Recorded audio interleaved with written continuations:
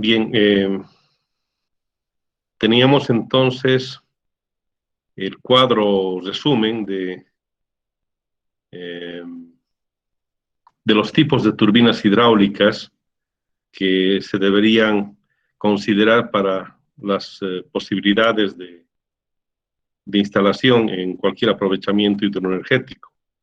Lo primero que hicimos fue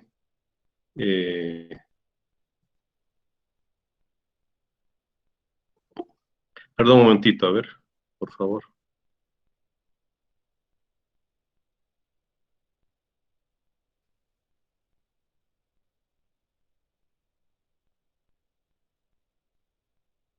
Nelson Illanes García, acabo de permitirle la entrada. ¿Me puede decir si está inscrito en la carrera? Porque no tengo yo su registro acá de manera automática. ¿Quién es usted? Sí, ingeniero, estoy inscrito en la materia, estoy entrando recién. Lo que pasa es que solo quería tomar 4 materias y ahora recién estoy empezando a pasar clases, ingeniero. ¿Y está anotado en el WebSys? Sí, estoy inscrito. Solo Hay un tenía que retirarla mañana, pero tuve un problema con la anterior materia y ahora estoy retomando actualmente esta materia, ingeniero. ¿Hay un formulario? ¿Ha llenado ese formulario? No, aún no, ingeniero. A ver, si no regulariza esto, voy a tener que lamentablemente sacarlo de la reunión. Hoy día le voy a permitir entrar, pero para mañana no. Ya está bien, ingeniero. Me voy a poner al tanto lo más antes posible. Muy bien. Bueno, entonces continuaremos.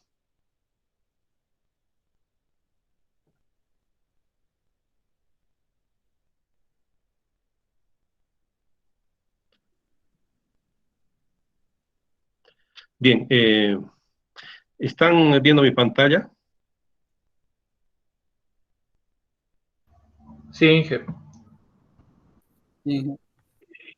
Ya, perfecto, gracias.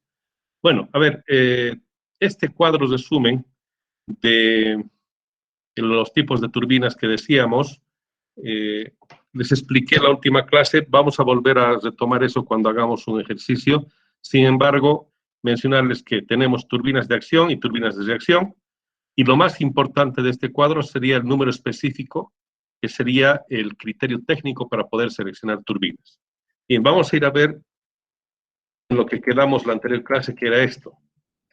Acá tenemos un cuadro que normalmente se encuentra en las páginas web de los fabricantes de turbinas, o si no, uno como este, que es también de un texto.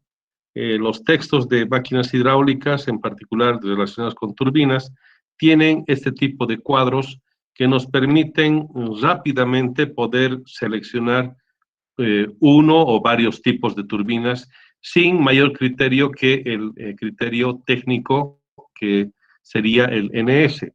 Y el número específico o NS está entonces en relación con este cuadro. Y en cómo está construido el cuadro, está construido en base a dos ejes que serían los ejes de las ordenadas, que sería referido al salto neto, o sea, la altura neta, y el eje de las abscisas, que sería caudal. El salto neto o altura en metros y el caudal en metros cúbicos por segundo. Dependiendo del fabricante, puede ser que el eje, tanto horizontal como vertical, cambie en la magnitud, digamos, de unidades. En este caso, por ejemplo, tenemos hasta 1000 metros, o en caudal tenemos hasta 100 metros cúbicos por segundo como puntos máximos para este cuadro. Pero puede ser que para turbinas más grandes hayan, obviamente, mayor cantidad de metros, posiblemente para Spelton, como dijimos, cerca de los 1800, 2000 metros, o en el caso de las turbinas axiales, más de 100 metros cúbicos por segundo. Bien, entonces, independientemente de cómo sean los valores, la idea es que siempre van a estar graficados en base a altura neta y caudal. Bien, vamos a ver entonces acá estos rangos, digamos. tenemos los rangos definidos en base a los colores acá. Por ejemplo, si leemos la turbina Mitchell-Banky, o solamente Banky acá en este cuadro, está con color negro. Por tanto, la delimitación del mismo color con el que está el nombre sería el rango de aplicación de esta turbina tipo Mitchell-Banky. Pues, por ejemplo, Banky, que está con negro, tendría estos límites. Acá en la parte inferior, 3 metros de altura neta, caudales muy bajos que prácticamente llegan a ser casi cero, pero todo este sector pintado con negro, entonces como bordes negros, serían los límites para una turbina Mitchell-Banky. Quiere decir que en base a una clasificación del NS, del número específico, se han delimitado estos espacios. Pero existen espacios superpuestos, por supuesto. Miren, acá, por ejemplo, con los límites de azul, el azul oscuro, tenemos las turbinas Kaplan o axiales en general.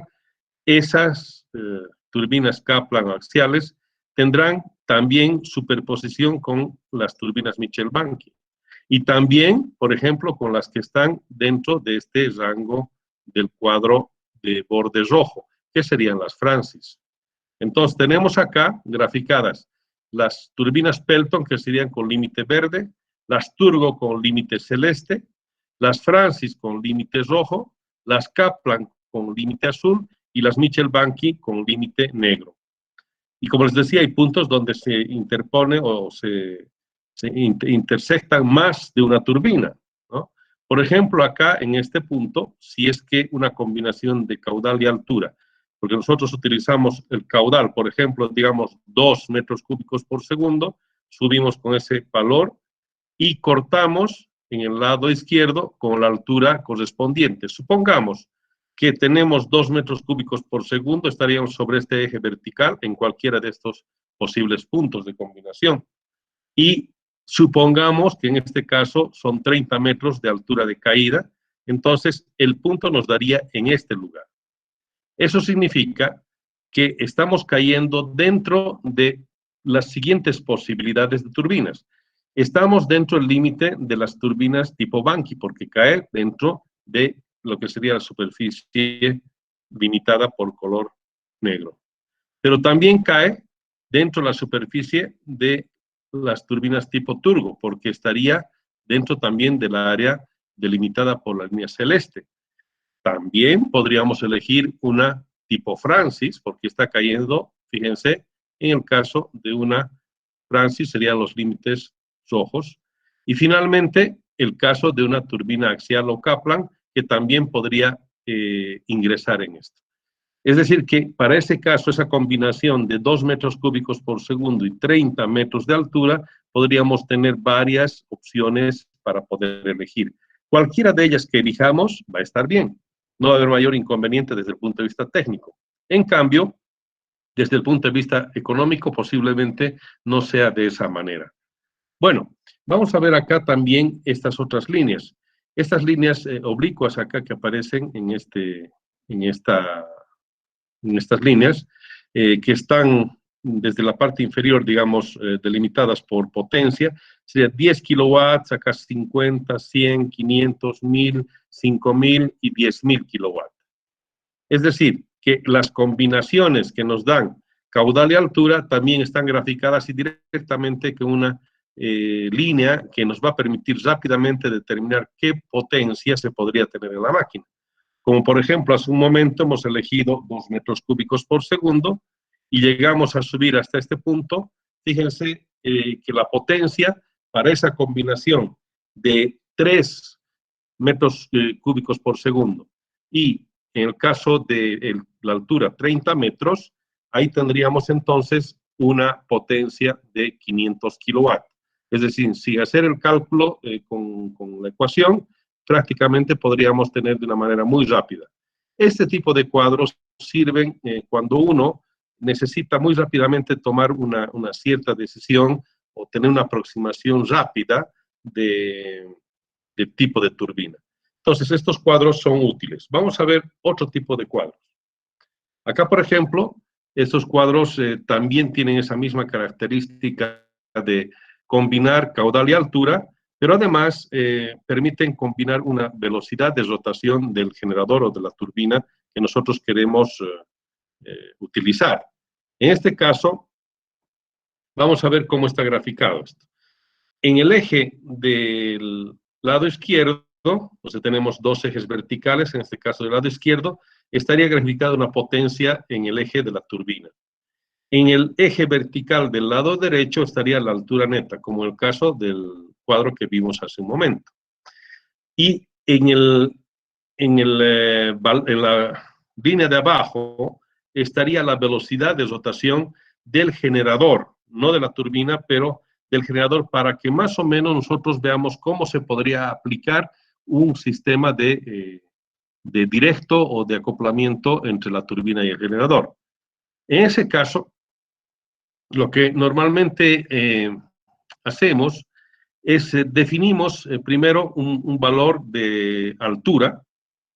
En esa altura, que nosotros, digamos, definimos un punto dado acá en el caso de las alturas. Por ejemplo, acá aparece una altura, digamos, de 70 metros.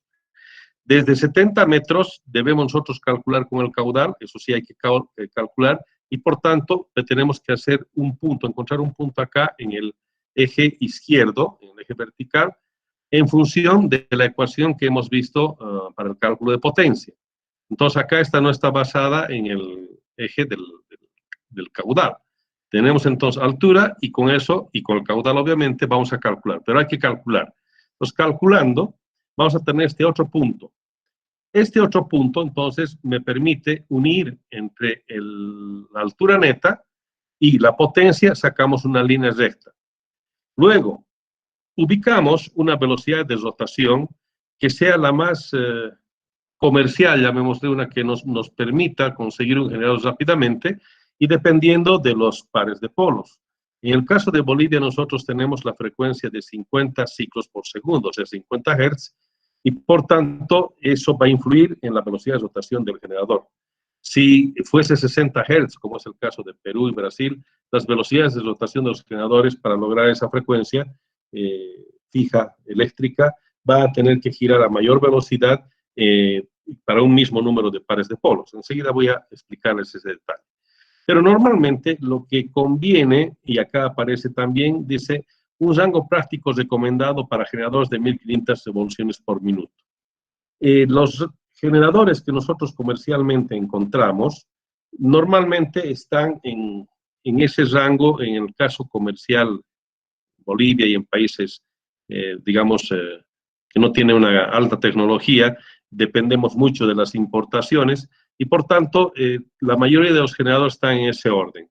1500 RPM hasta, digamos, 400 RPM.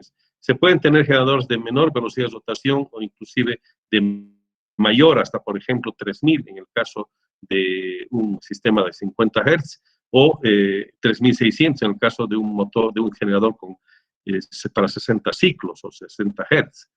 Normalmente nosotros elegimos entre 1000 y 1500 las velocidades de rotación de los generadores porque son los más comerciales. Y si agarramos nosotros entonces, por ejemplo, 1000 RPM para la velocidad de rotación, en este caso del generador, trazamos una línea que sea perpendicular a esta que ya inicialmente la habíamos trazado.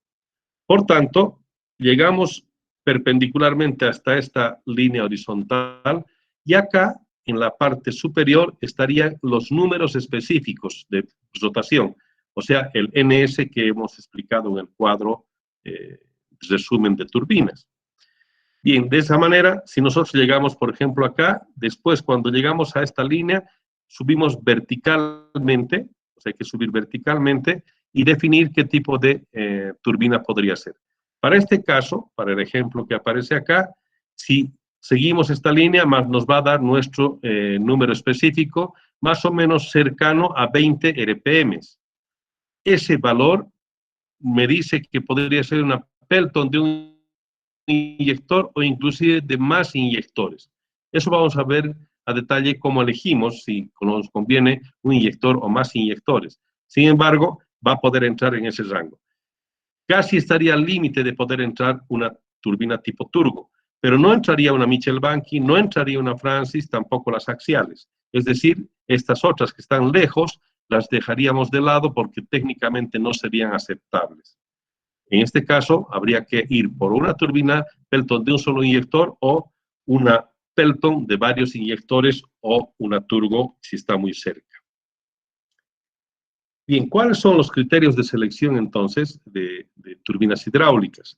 Hemos dicho necesitamos caudal y altura del aprovechamiento y en función del caudal y la altura del aprovechamiento, indudablemente debemos calcular el número específico o velocidad específica de rotación. Este es el principal criterio de selección de turbinas. Si nosotros no cumplimos este criterio, obviamente estamos con el inconveniente de poder tener, por ejemplo, un rodete que vaya a ser totalmente ineficiente, o nos va a salir un rodete muy grande con álabes pequeños, o viceversa, porque no hemos respetado lo que sería el criterio técnico de velocidad específica o número específico de velocidad de rotación.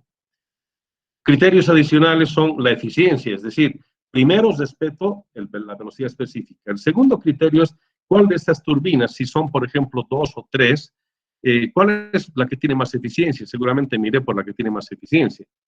Y otro sería, por ejemplo, el caso de los ingresos, que está muy ligado con el tema de la eficiencia.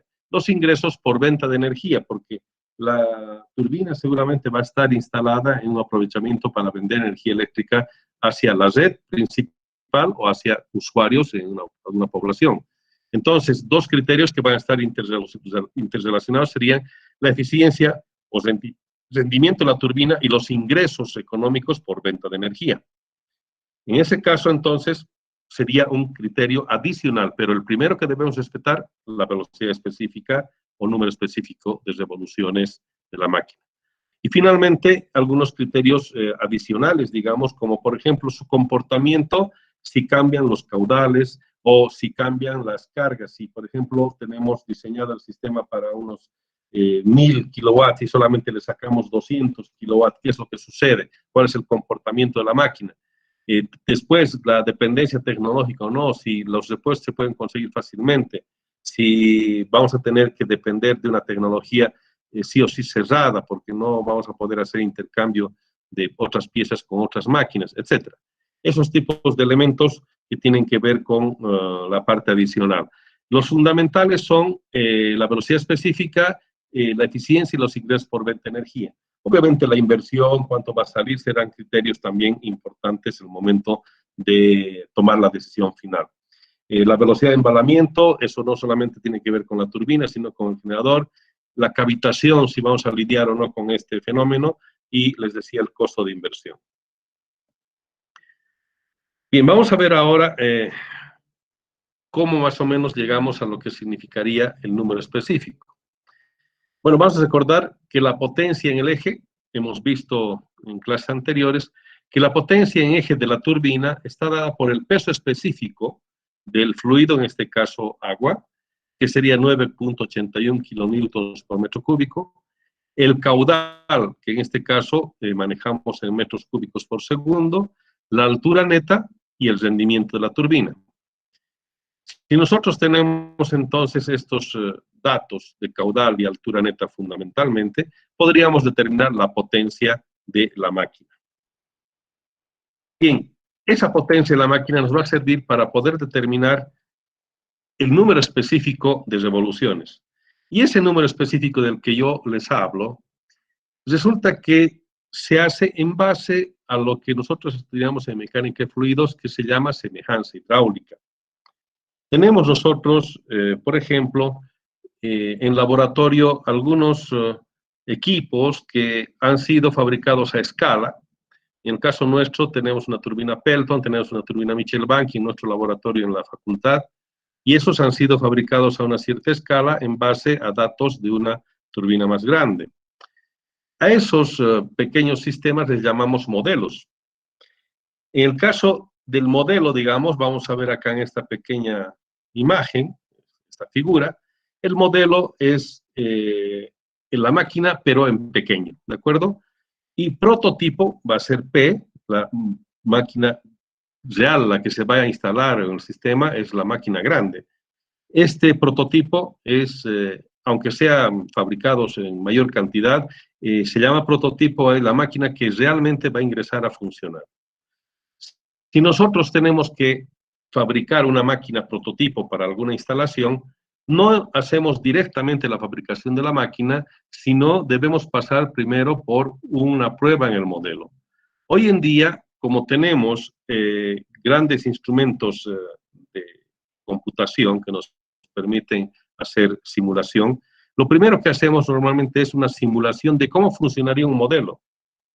Entonces, el modelo nos va a dar un reporte muy importante respecto a cómo llega a funcionar esa máquina en ciertas condiciones. En el pasado, cuando no se tenían modelos computacionales, lo que se hacía era, inicialmente se fabricaba una máquina, normalmente de manera artesanal, pero calculando todos los parámetros en base a estos tres elementos que estudiamos en la semejanza hidráulica. Esa semejanza hidráulica tiene que ver con lo que está resaltado acá en rojo. Lo que tendríamos que inicialmente tomar en cuenta es lo que se llama semejanza geométrica. La semejanza geométrica, como su nombre lo indica, está en función de las dimensiones y de las cantidades. Por ejemplo, si voy a tener, digamos, una máquina que en el cálculo para un prototipo me da 50 álabes, en el modelo, por muy pequeño que sea el modelo, a una escala determinada, deberá tener también 50 álabes. No podría ser que, por ejemplo, el caso del prototipo que habíamos calculado 50 álabes, en el caso del modelo tengamos 20 o 30 o cualquier otro número. Tiene que ser exactamente igual, en este caso, el número de álabes. Ahora, la semejanza quiere decir que las formas tienen que ser similares, ya por eso llamamos un momentito, por favor. Por eso llamamos semejanza, entonces, cuando va a haber una cierta proporcionalidad. Acá si nosotros vemos la figura del modelo y el prototipo, vamos a tener una semejanza con una cierta escala entre los diámetros del modelo y el prototipo. Bien, luego, en la semejanza cinemática se refiere de cómo va a ser el flujo del líquido que va a pasar por la máquina. Es decir, tomamos en cuenta los vectores velocidad, tanto en el prototipo como en el modelo. Quiere decir que tiene que haber una similitud entre los vectores velocidad, entre el prototipo y el modelo. Y eso hacemos, obviamente, hoy en día con simulación y lo hacemos de una manera mucho más simple. Y en el pasado lo que hacía es se calculaba entonces las velocidades para el prototipo y para hacer a una cierta escala las velocidades en el modelo. Y luego finalmente tendríamos una semejanza dinámica. Y la semejanza dinámica se refiere a que tiene que haber similitud entonces o semejanza respecto a las fuerzas. Quiere decir que tiene que haber, por ejemplo, en el fluido que va a pasar, va a ejercer una cierta fuerza sobre la máquina. En el caso de la fuerza para el prototipo, será semejante, para el caso del modelo, una fuerza mucho más pequeña, por supuesto, pero que será semejante en su punto de aplicación y en sus características.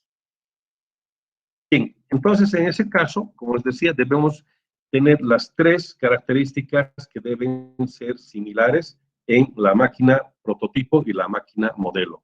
La semejanza geométrica, semejanza cinemática y semejanza dinámica. Y resulta que con eso, cuando tenemos cumplidas esas tres semejanzas, se hacen ensayos. En el caso de los modelos, se somete a una prueba. Primero se hace un ensayo en el modelo, una simulación, pero después se fabrica un modelo y se somete a pruebas.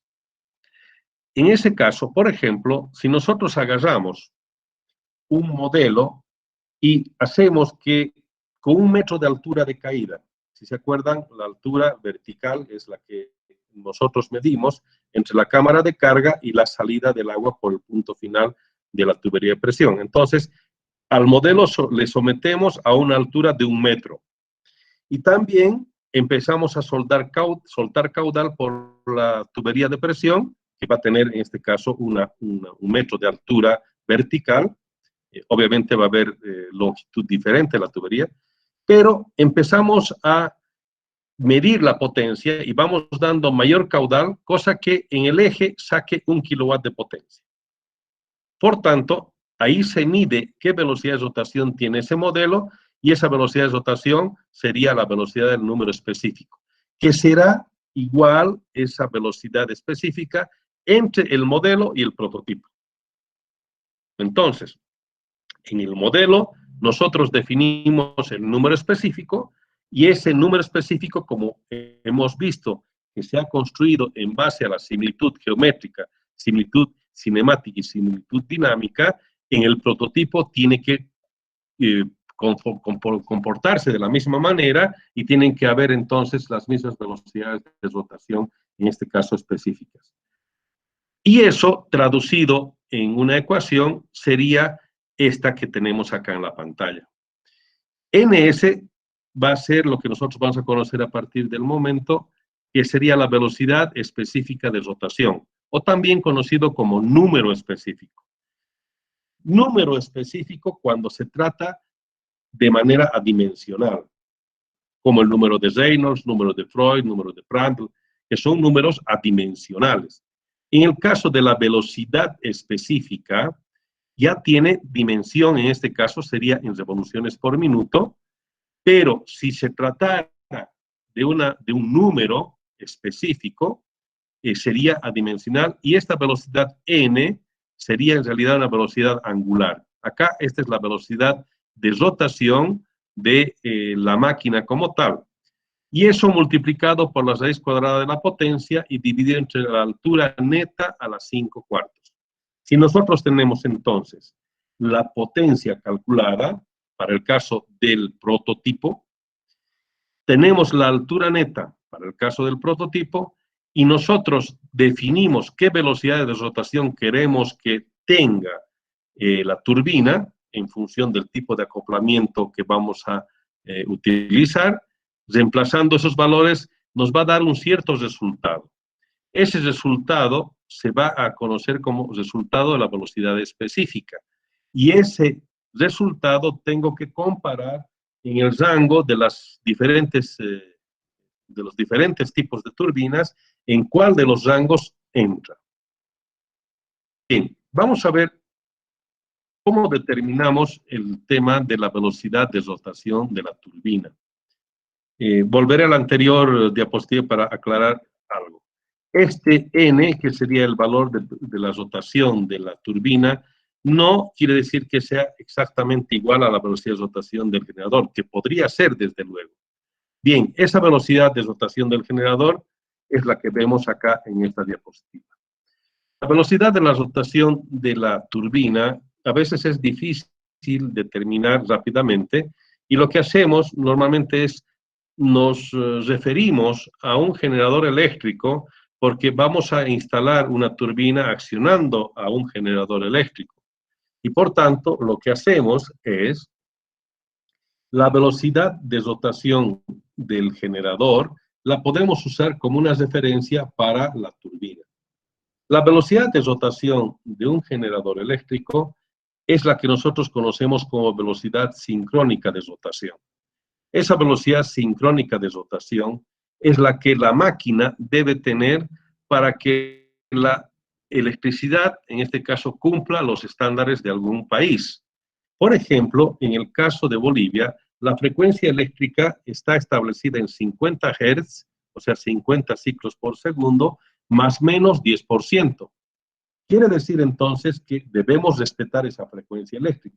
Y esta máquina eléctrica entonces requiere que gire a una cierta velocidad de rotación para que cumpla una frecuencia eléctrica. Y esa frecuencia eléctrica sería entonces esta letra F, multiplicado por 60 sobre el número de pares de polos. Así es como calculamos la velocidad sincrónica de rotación de un generador eléctrico. Y este resultado será las revoluciones por minuto que va a tener el generador eléctrico para cumplir una frecuencia eléctrica establecida en la norma. Los pares de polos se refieren a los bobinados que tiene el estator. Una máquina eléctrica mínimamente tiene que disponer de un par de polos.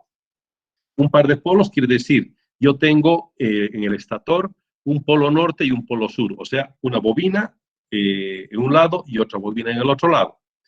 Y al medio hago rotar un dispositivo que en este caso lo conocemos como rotor, y haciendo rotar entonces ese elemento en este campo magnético que se va a producir entre ese par de polos, la máquina empieza a dar energía eléctrica de una cierta frecuencia. Bien, nosotros para lograr esa frecuencia debemos respetar entonces las revoluciones por minuto para que nos entregue esa frecuencia determinada. Veamos acá para el caso boliviano, si la frecuencia eléctrica F reemplazamos con el valor que está establecido en Bolivia, sería 50 Hz. Entonces, 50 por 60 me da 3000.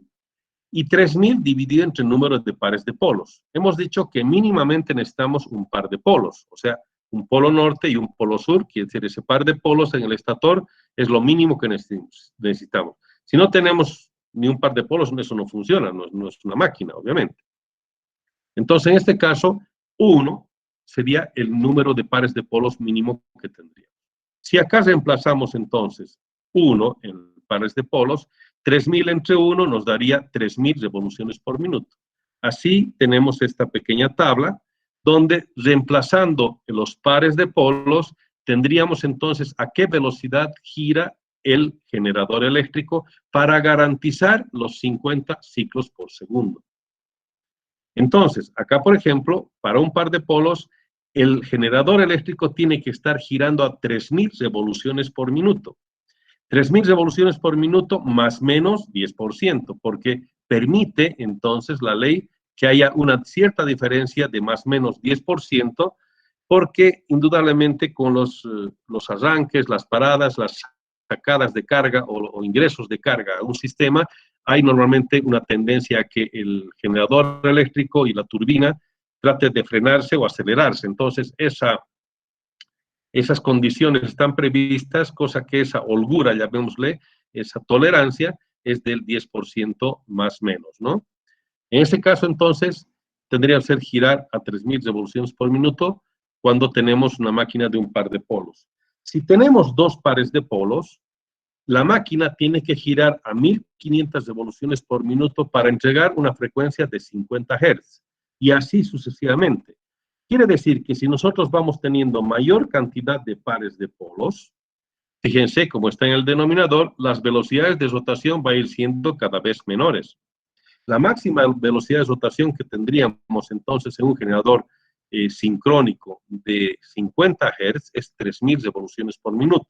Y así sucesivamente vamos bajando, y hay generadores eléctricos, hemos visto en algunas diapositivas anteriormente, bastante grandes que pueden tener 8, 10, 12 pares de polos que obviamente van a girar muy lentamente, y eso significa que también va a haber mucha más masa, mucho más costo, mucha más inversión en un generador eléctrico, y son enormes. Por tanto, esa decisión de qué velocidad de rotación va a tener un generador eléctrico va a depender primero de la frecuencia eléctrica y segundo, de qué velocidad de rotación queremos que tenga la turbina en función del acoplamiento que queramos darle. Si nosotros vamos a buscar un acoplamiento directo, lo ideal es buscar un generador que tenga una velocidad muy cercana y jugar con ese más o menos 10% o hacer alguna pequeña modificación en la turbina que nos permita tener entonces un enganche directo. Para el caso de 60 Hz, si nosotros reemplazamos acá 60 en vez de 50 Hz, 60 sería el caso de Perú, de Brasil, por ejemplo, que tienen esa frecuencia eléctrica.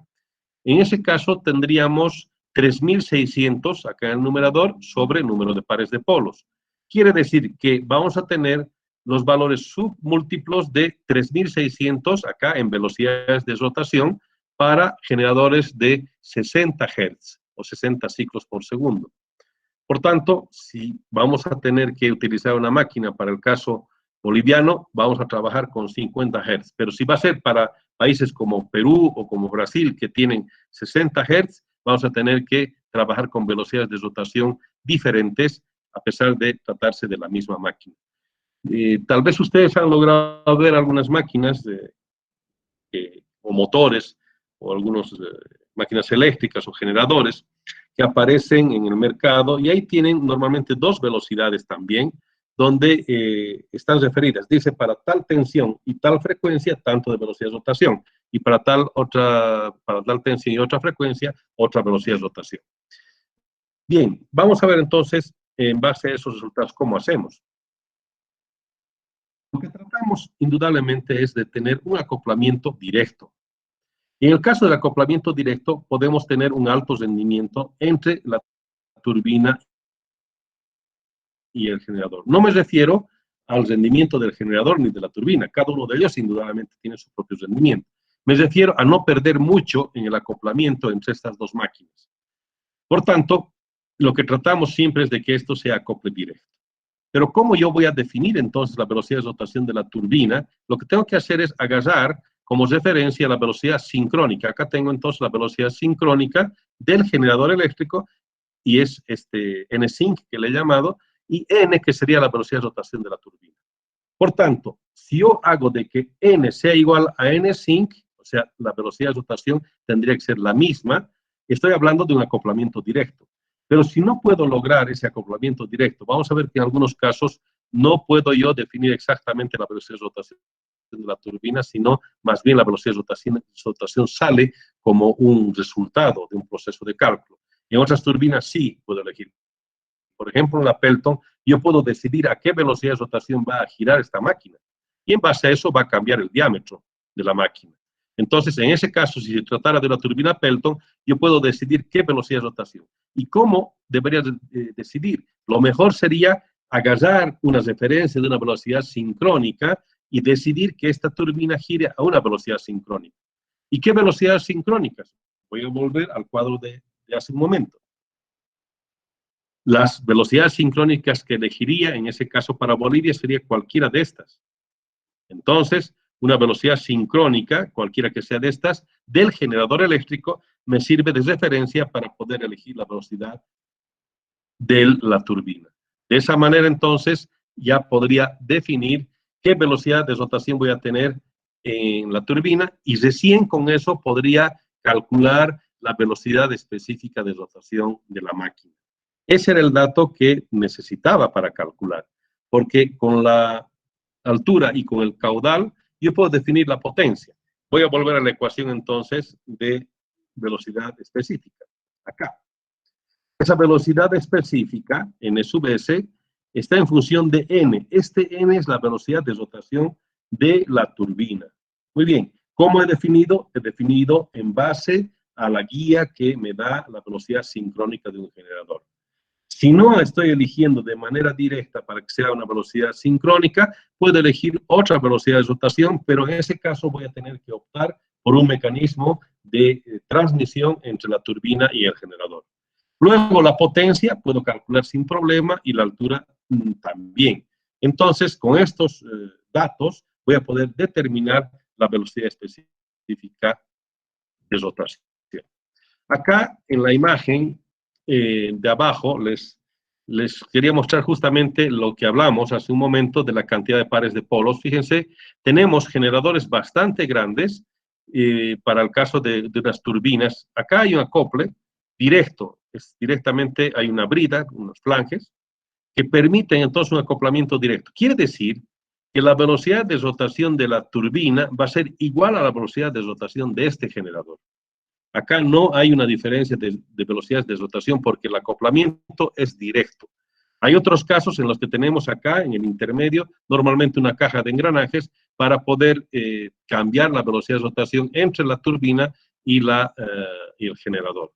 Normalmente lo ideal es, como les decía y como aparece en esta imagen, tratar de utilizar un acople directo.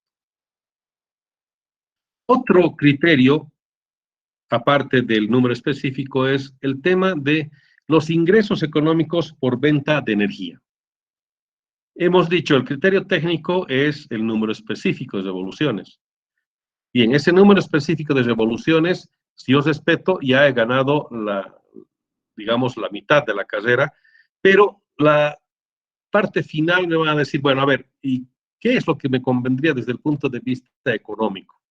Para eso, lo que hacemos es utilizamos este pequeño modelo es un modelo de cálculo de ingresos por venta de energía, donde voy a tener ciertos elementos que cuantificarlos. Por ejemplo, necesito cuál es la potencia bruta, la potencia en hidráulica, o digamos al 100% inicialmente, de la máquina.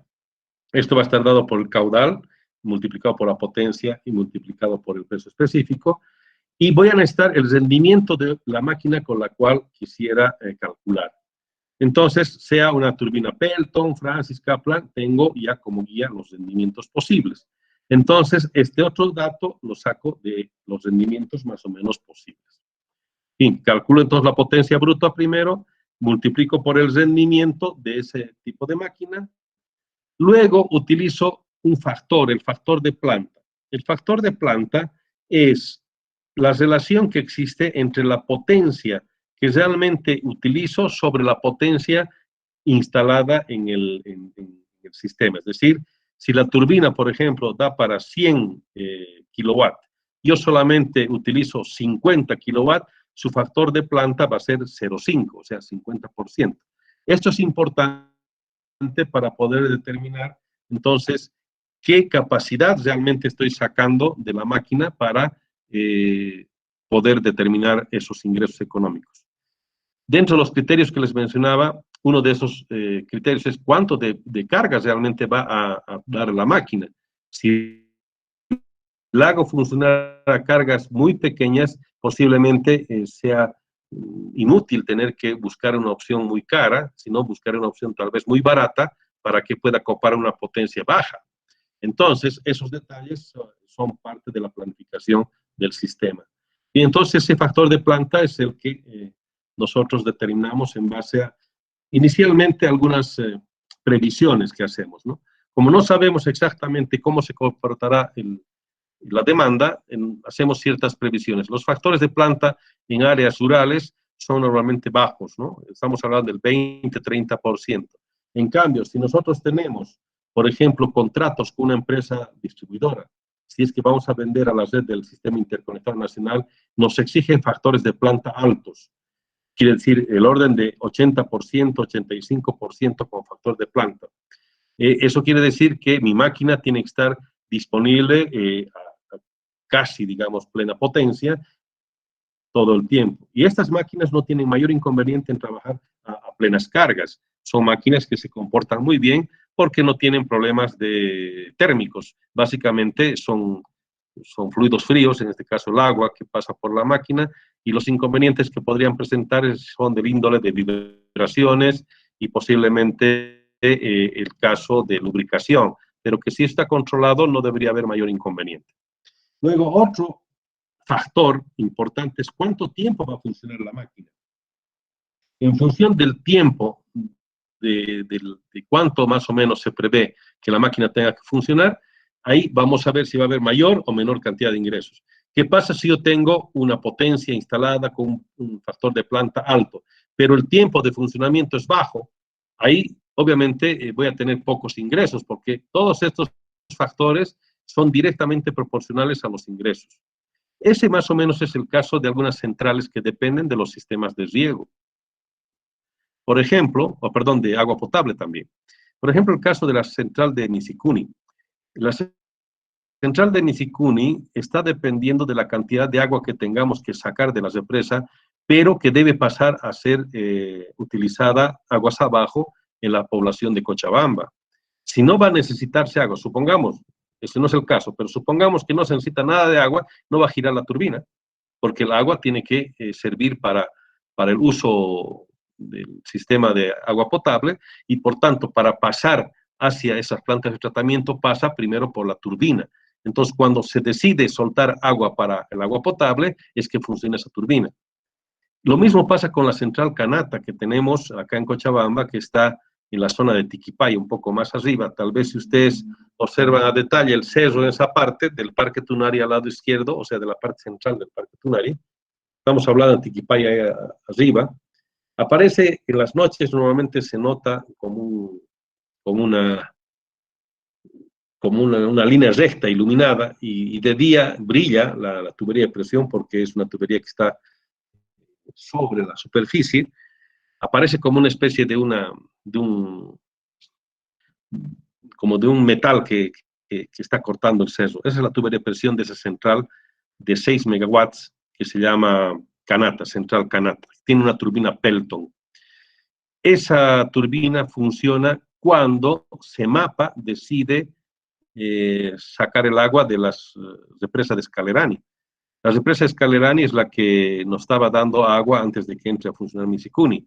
Por tanto, el agua potable llega de Scalerani a una cierta cámara de carga que tiene geomembrana, o sea, una pequeña laguna con la parte de abajo, un plástico que es geomembrana, y ahí se almacena el agua y se suelta después por la tubería de presión, y ahí abajo hay una central hidroeléctrica, una turbina Pelton en una casa de máquinas, y esa turbina gira cuando se mapa, suelta el agua para tratarla ahí, y después el agua de ese lugar llega a Cochabamba, a las plantas de tratamiento de Calacala. Entonces, fíjense, ahí cerca, sin ir muy lejos, tenemos a Misicuni y Chalcanata, que están dependiendo entonces de los tiempos de utilización del agua potable para que funcione. En ese caso, fíjense, el tiempo va a ser más reducido que el caso de una central como Corán y Santa Isabel, que pueden estar funcionando más tiempo. Y otro elemento que tomamos en cuenta es la tarifa. Si la tarifa de cuánto es el monto de dinero respecto al kilowatt hora para la venta. Estas tarifas están establecidas a través de la normativa nacional y digamos, las hacen respetar o además hacen los métodos transaccionales en el sistema nacional a través del Comité Nacional de Despacho de Carga, que es el ente que tenemos regulador, no regulador, sino operador de toda la red eléctrica nacional. Y se encuentra acá en Cochabamba, detrás de ELFEC, en esas oficinas, está el Comité Nacional de Despacho de Carga, y ahí entonces es donde se hacen todas las coordinaciones de operación de las centrales, tanto hidráulicas como térmicas. Y esas tarifas se definen en base al costo marginal, que es lo que está establecido en la normativa, el costo marginal para generación. Y en base a ese costo marginal de generación, es cierto de referencia. Si tienen interés de cuáles son esos valores de tarifas y que están cada vez cambiando, pueden entrar a la página del Comité de Despacho de Carga y tienen dos reportes. Uno, que es en tiempo real, en qué momento está entrando una máquina, eso está directamente en la página web, cómo son las condiciones de operación de ese momento, y en las memorias anuales, ellos sacan los valores promedio, el precio de nodo, de la energía de generación, precios de distribución, de Cochabamba, La Paz, de todo el país, ¿no? De todo el sistema. Esas memorias están disponibles también en la página del Comité Nacional de Despacho de Carga, o por lo menos la última vez que yo tenía acceso estaban disponibles. Alguna temporada decidieron no publicarlas, pero creo que otras han vuelto a tener esa información. Bueno, en ese caso, ¿qué es lo que nos da como resultado? Si nosotros tenemos toda la información acá, respetando las unidades que vamos a trabajar acá abajo, nos debería dar en dólares por año. Eso quiere decir que los ingresos económicos, siendo la potencia bruta en kilowatt, el rendimiento es adimensional, el factor de planta también es adimensional, porque es la relación de potencia que realmente se demanda sobre la potencia instalada. Luego, el tiempo de funcionamiento, eso vamos a trabajar en horas por año, por ejemplo, o se puede hacer horas por mes, dependiendo de qué periodo queremos utilizar como chequeo. Y finalmente la tarifa, que estará en unidades monetarias por unidad de energía. En este caso, dólares por kilowatt hora o bolivianos por kilowatt hora, la unidad monetaria que quieran, pero por unidad de energía. Por tanto, acá, si nosotros vemos ese análisis dimensional, nos queda kilowatt con kilowatt se anulan, nos quedaría hora con hora se anulan, dólares por año, que sería el resultado. Entonces, lo que nosotros necesitamos es reemplazar los valores que aparecerían acá, como potencia, el rendimiento, factor de planta, tiempo y tarifa, y el resultado nos va a dar en dólares por año, que sería un criterio técnico para saber si una turbina que he elegido con un rendimiento determinado versus otra ¿Cuál de ellos me va a dar mayor ingresos? Yo iría, obviamente, por la que tiene mayor cantidad de ingresos económicos. Bien, ¿alguna consulta hasta esta parte?